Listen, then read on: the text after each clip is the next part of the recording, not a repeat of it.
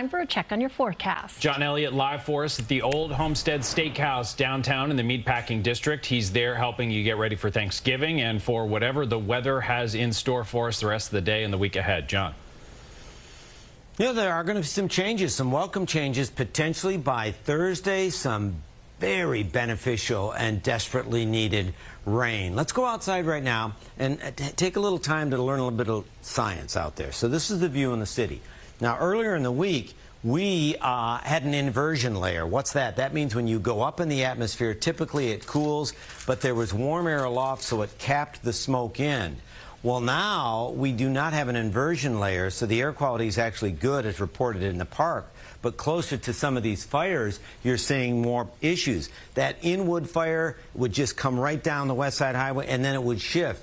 So you can see the green dots far exceed the yellow or unhealthy dots. But, yeah, proximity to the fire and either the absence or presence of wind is going to directly impact what it smells like and what your lungs are dealing with. Wind guidance, this again is like a future cast for wind. Winds won't be as strong today, but they do amp up tomorrow in advance of a front. So the concern is going to be, once again, possibly a red flag fire warning tomorrow. But that front also may usher in a little bit of wet weather, not much, a little.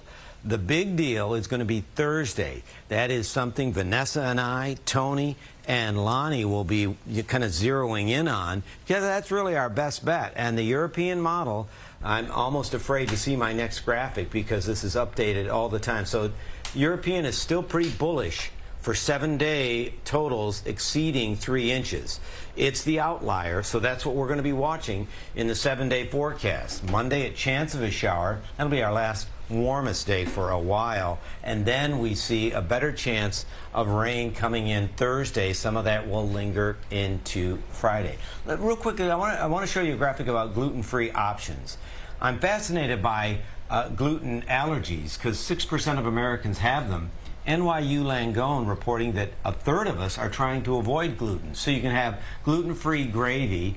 Mark tells me the trick there is cornstarch because that's gluten-free. And that's how you thicken it, right?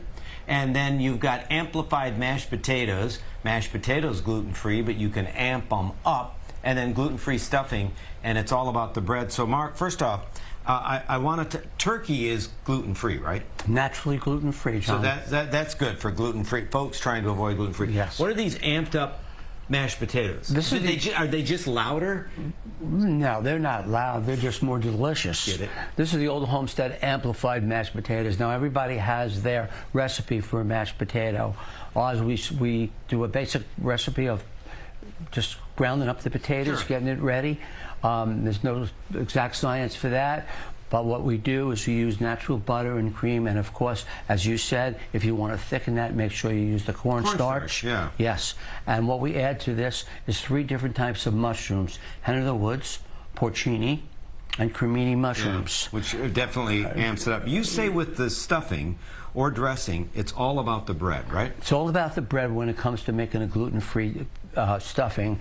I like to use a Pullman loaf, and of course, when you go to the store, make sure you buy a gluten-free bread. Sure. Okay, so it's pretty simple. We cube our bread into nice pieces like that. I like to let it air dry for about 2 hours. Why? Just so it gets hard. Okay, and then we start to chop our vegetables, our carrots, our onions, our celery, our garlic, and we get ready for the seasonings that we're going to use: rosemary, thyme, tarragon, salt, and pepper to taste. What you do is then you take a skillet with a little bit of butter, you put your vegetables in, you get them till it's fork tender, okay, and then you transfer all of that into a baking pan. And I like to put... it comes out like this. Yeah, but I like to put a little chicken broth on time, put it into a baking dish, and bake it for about 40 minutes at 375 degrees. So a lot of times gluten just doesn't taste as good, so I took a little piece. Very flavorful. Well, we try to make it flavorful because the bread itself is not as flavorful as a regular loaf. Right. Excellent. All right, what do you do with all the leftovers? Clearly, we have our work cut out for us, so we'll have some leftover ideas next time we chat with Mark. Right now, though, I'm going to finish eating. and send it back to you guys in the studio. Our amplified potatoes louder, John. Oh, John. Yeah, I'm so glad. I mean, it was not only a funny joke. I'm glad you asked because I was so curious. Yes, yes. Clearly, no was the answer on that one, John. Yeah. Oh, that looks amazing. Enjoy.